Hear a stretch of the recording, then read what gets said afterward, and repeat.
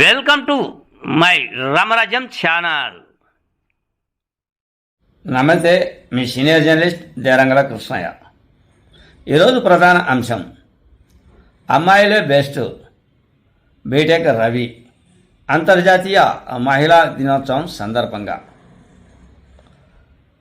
ఈరోజు మొత్తం ఆంధ్రప్రదేశ్ అంతా కూటమి ప్రభుత్వం తరపున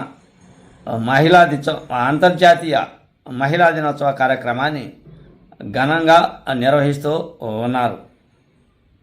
మొత్తం మహిళల సైతం, డ్వాక్రా సంఘాల సైతం, ఇతర సంస్థల సైతం, అటు తర్వాత యావత్ ఆంధ్రప్రదేశ్లో ఉన్న కూటమి ప్రభుత్వ మహిళా లోకం అంతా కూడా ప్రతి నియోజకవర్గంలో అంతర్జాతీయ మహిళా దినోత్సవ కార్యక్రమాన్ని ఘనంగా చేపడుతూ ఉన్నారు.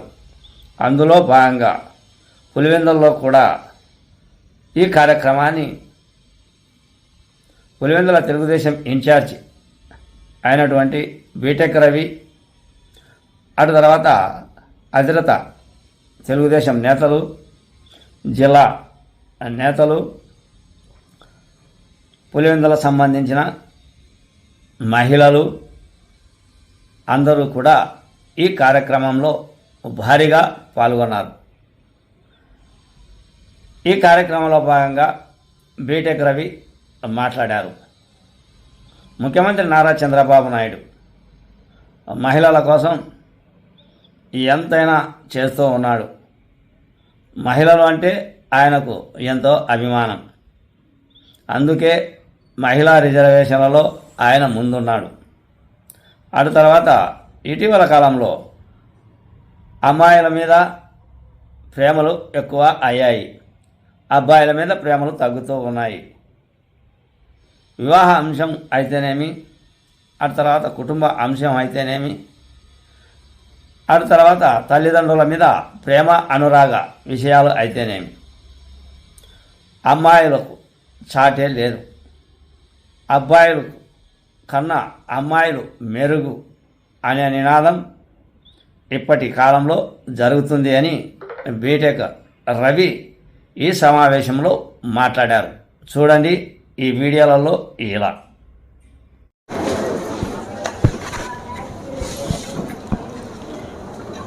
అందరికీ నమస్కారం. తర్వాత ముఖ్యంగా అంతర్జాతీయ మహిళా దినోత్సవం సందర్భంగా ఈ కార్యక్రమానికి విచ్చేసినటువంటి తర్వాత ముఖ్య అతిథిగా తర్వాత విచ్చేసినటువంటి బద్వేల్ ప్రాంతానికి చెందిన డిసిసి బ్యాంక్ చైర్మన్ అయినటువంటి, అలాగే మా సోదరులు లాంటి వారు అయినటువంటి సూర్యనారాయణ రెడ్డి అన్న గారికి, ఈయన తర్వాత ఈ మధ్య కొత్తగా రాజకీయాల్లోకి వచ్చారు.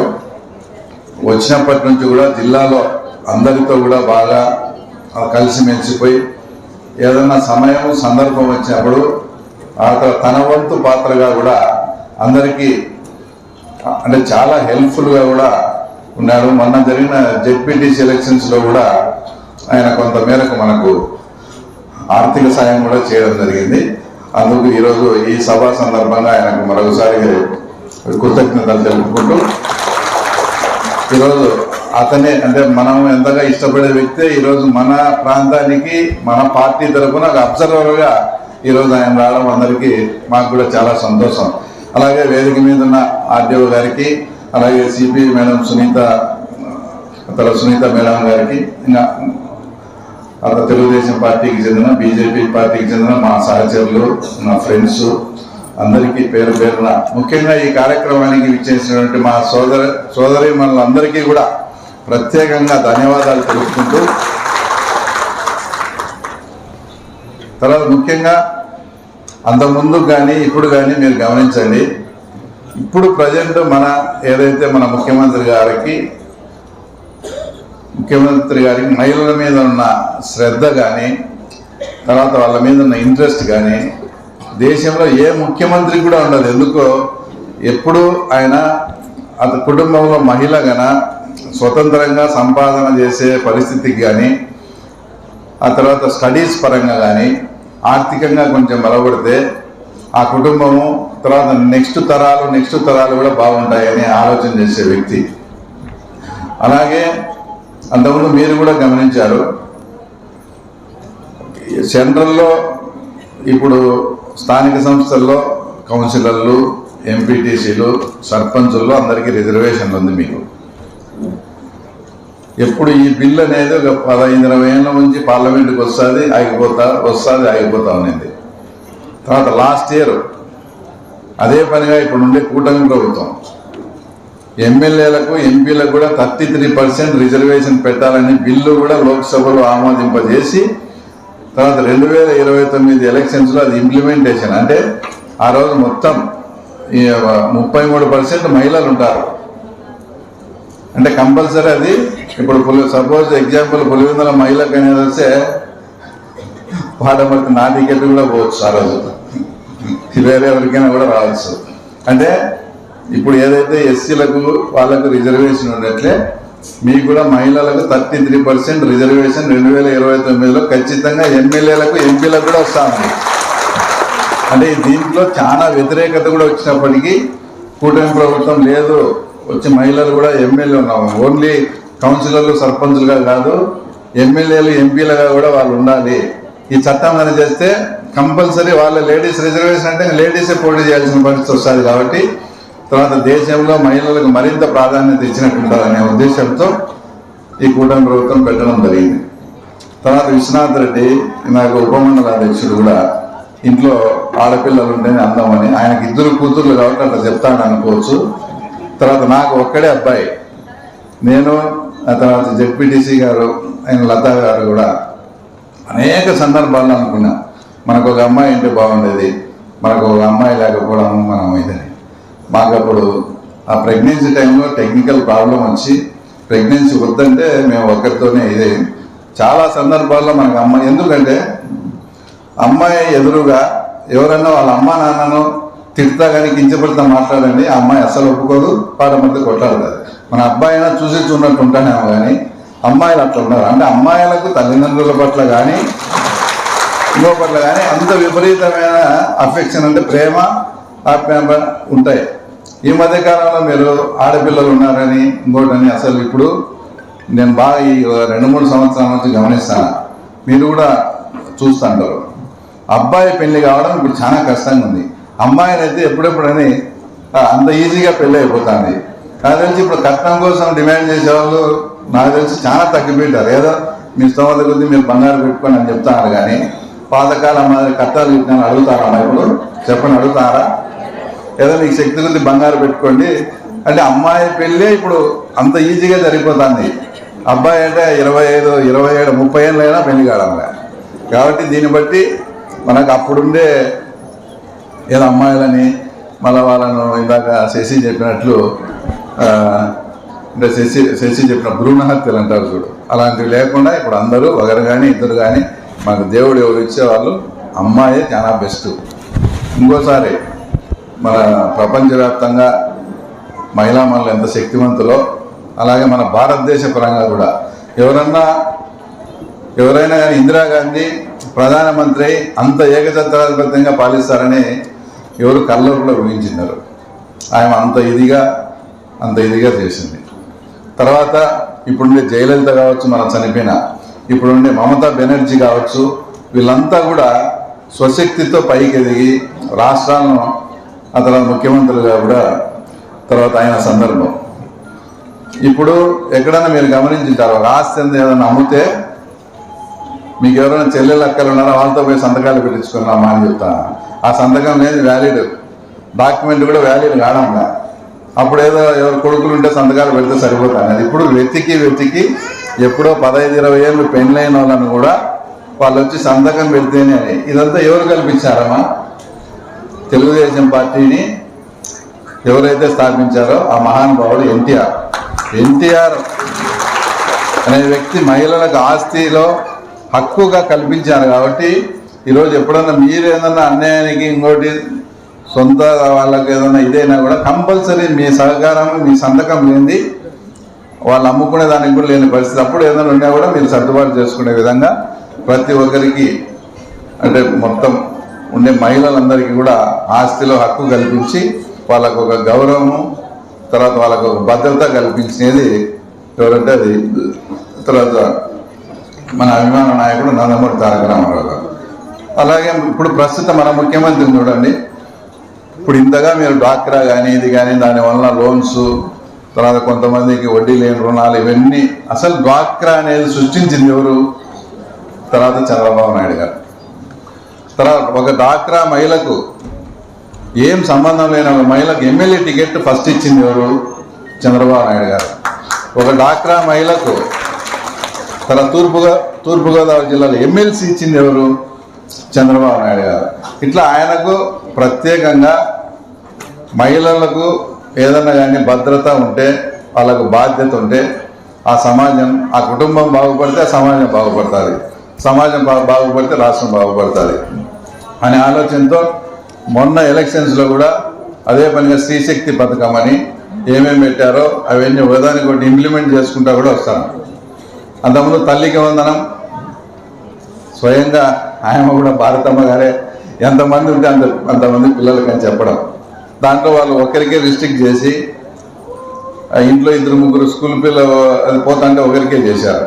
అలా వద్దని తల్లికి వందనం పేరుతో ఎంతమంది ఉంటే అంతమంది పిల్లలకు వాళ్ళు 40 లక్షల మందికి ఇస్తే దాదాపు 62 లక్షల మందికి ఈరోజు మనం తల్లికి వందనం కావచ్చు.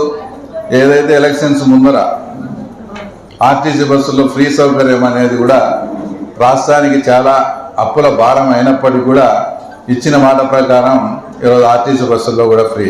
తర్వాత గ్యాస్ పథకం, ఇలా మీకు చెప్పినవన్నీ కూడా 1 by 1 చేసుకుంటూ, ఎందుకు ఇవన్నీ అంటే ముందు చెప్పినది ఒకటి, ప్లస్ ముఖ్యమంత్రి గారు ముఖ్యంగా మీ పట్ల ఆయనకుండే సానుభూతి కావచ్చు, ఆయనకుండే ప్రేమ కావచ్చు, దీనివల్ల తర్వాత ఇవన్నీ కూడా మనం ఇవన్నీ చేసుకోవాల్సి వచ్చింది. ఎన్టీఆర్ విద్యాలక్ష్మి, ఎన్టీఆర్ కళ్యాణ లక్ష్మి యానిమేటర్లకు ట్యాబ్లు, సీసీలు ట్యాబ్లు వస్తారు ఈరోజు ప్రకటిస్తాం. ఓకే, అదే మా స్టేట్ ప్రోగ్రామ్ అది. అలాగే ఇప్పుడే చెప్తున్నారు యానిమేటర్కు, కళ్యాణ లక్ష్మి వాళ్ళకంతా కూడా ఉచితంగా తర్వాత ట్యాబులు కూడా ఇస్తా ఉన్నారంట రాష్ట్రంలో ఉండే మొత్తం అందరికీ కూడా. ఇప్పుడే ముఖ్యమంత్రి గారు ఈరోజు అనౌన్స్ చేయడం జరిగింది. తర్వాత ఇంకా ఇప్పుడు ఒక 6 పథకాలు నాకు తెలిసి ఉన్నతి, తర్వాత స్ట్రెంత్ అండ్ ఉమెన్, ఇంకా ఒక 6 పథకాల్లో ఓన్లీ ఒక పులివెందుల కాన్స్టిట్యున్సీకి ఈ సంవత్సరంలో 275 కోట్లు డ్వాక్రా సంఘాలకు కానీ, ఆ ఉన్నతి అంటే అది ఓన్లీ ఎస్సీస్, అది వడ్డీ లేకుండా స్ట్రెంతన్ లెడ్ ఆ పథకం కింద అవన్నీ ఉన్నాయి. మీకు కూడా మళ్ళా అన్నీ కూడా వివరిస్తాము. వాటికి సంబంధించి 278 కోట్ల రూపాయలు తర్వాత ఇవ్వడం జరుగుతూ ఉంది. తర్వాత ముఖ్యంగా మన పులివెందులకు సంబంధించి ఇంక్లూడింగ్ మెప్మా అంతా కలిసి 4218 సంఘాలు ఉంటే దాంట్లో మెంబర్లు వచ్చేసి 41,000 మంది మెంబర్లు. అంటే మనకు ఉండేది ఎలక్షన్స్లో 2 లక్షల ఓట్లు అయితే దాదాపు 25% వచ్చేసి మంది డ్వాక్రా సంఘాల్లోనే ఉన్నారు. అంటే మీరు అనుకుంటే ఎవరినైనా ఏమైనా చేయగలరు, మీకు అంత శక్తి ఉంది. ఇప్పుడు 41,000 మంది మీరు గ్రూపుల్లో ఉన్నారంటే మీరందరూ మాట్లాడుకొని ఈడు వద్దు, ఇతను బాగుంటాడు, ఇతను చేయలే, ఇతను బాగుంటాడంటే తర్వాత ఇక్కడ ఎవరు ప్రజాప్రతినిధులుగా ఉండాలనో నిర్ణయించాల్సిన నిర్ణయాత్మక శక్తి కూడా మీరే ఇప్పుడు. కాబట్టి మీకు ఎవరు మంచి చేస్తారు, ఎవరు ఇది చేస్తారని అంతా కూడా బేరీజ్ వేసుకొని తర్వాత మంచి పరిపాలన వచ్చే విధంగా చేయండి. ముఖ్యంగా మీరు గవర్నమెంట్ వచ్చినప్పటి నుంచి కూడా మేము కూడా పోలీసు వాళ్ళకు కానీ వాళ్ళకు కానీ ఏదైనా కానీ మహిళలకు సంబంధించి ఏదైనా కానీ భర్తలు ఎక్కడైనా హరాస్మెంట్ చేయడం కానీ అలాంటి కేసులు కానీ లేదంటే ఏదైనా జులాయిగా తిరిగే వాళ్ళు ఆ తర్వాత వేధించడం కానీ ఇంకా మహిళలకు సంబంధించినవి ఉంటే ఎక్కడా కానీ మీరు కాంప్రమైజ్ కావద్దు, మేము దాంట్లో జోక్యమే చేస్తాము, మీ డ్యూటీ మీరు చేయండి అని మేము ఫస్ట్ గవర్నమెంట్ వచ్చిన రోజే చెప్పడం. నాకు తెలిసి పులివెందుల్లో అలాంటి కార్యక్రమాలు ఎక్కడో 1-2 జరిగింటాయి తప్ప మీ గురించి మిమ్మల్ని ఎవరైనా వేధించినా ఇంకోటి చేసినా కూడా వాళ్ళకు పోలీస్ భాషలో వాళ్ళకి దేహశుద్ధి జరిగినాయి. అంతా కూడా మీరు స్వతంత్రంగా మా తర్వాత మీ పనులు మీరు ఇంకా చూసుకుంటా ఉన్నారు.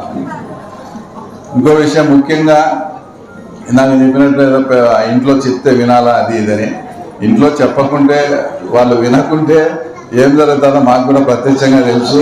ఆ నిరసనలు, ఆ ఈసడింపులు అవన్నీ మేమైతే భరించలేము.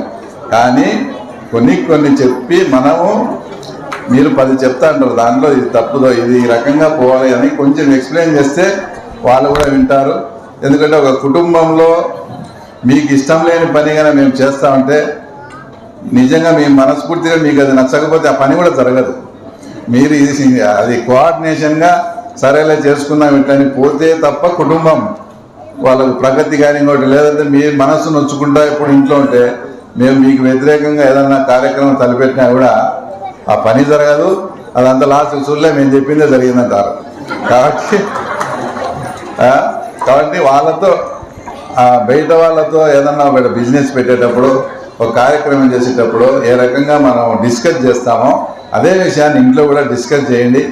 వాళ్ళను ఒప్పించుకోండి. వాళ్ళు కానీ మనస్ఫూర్తిగా ఉంటే ఆ పని కూడా సజావుగా జరుగుతుంది తప్పకుండా కూడా. ఇంకా ముఖ్యంగా ఆయన దగ్గరికి వస్తే పాత సినిమాలో ఒకటి పాట ఉంది, కలువకు ఎంతో దూరం చంద్రుడు, కమలానికి మరీ దూరం సూర్యుడు అని. అట్లాగా ఈయన మన షర్మిలమ్మకు దూరము, సునీతకు చాలా దూరం మన జగన్మోహన్ రెడ్డి. ఆస్తుల కోసము సొంత చెల్లెళ్ళను కూడా ఈ రకంగా పెట్టుకోవడం, ఆయన మనకు ఇట్లా ఎక్కడ ఉండడం కూడా దౌర్భాగ్యం. ఎందుకంటే ఆడపిల్లలు చెల్లెళ్ళు అనేది ఎంతో మనం హుందాగా ఎంతో అభిమానంగా చూసుకునే వాళ్ళను కూడా ఆయన దూరం పెట్టుకున్నాడంటే అది ఆయన విజ్ఞతకే వదిలేస్తూ, అట్లా ఎవరు చేయకుండా ఇంట్లో ఆడబిడ్డలను అందరినీ బాగా చూసుకొని ప్రభుత్వం తరఫున ఏ పథకాలు అయితే మీకు వస్తున్నాయో అవన్నీ కూడా సద్వినియోగం చేసుకోండి. మీరు ఏదో భర్తనే సంపాదించాలనే దాన్ని పక్కన పెట్టి ఒక్కొక్కరికి ఒక్కో టాలెంట్ ఉంటుంది, ఒక్కొక్కరికి ఒక్కో కెపాసిటీ సామర్థ్యం ఉంటుంది. వాటినన్నింటి మీలో మీరే చేసుకొని ప్రభుత్వం నుంచి ఏమైనా కావాలంటే ఆ సహాయ సహకారాలంతా కూడా మేము మీకు అందించడానికి ఈ అంతర్జాతీయ మహిళా దినోత్సవం రోజు ఇంత మంచి అవకాశం మీతో ఈ రకంగా మాట్లాడడం నా అదృష్టంగా భావించి సెలవు తీసుకుంటున్నాను. జై తెలుగుదేశం.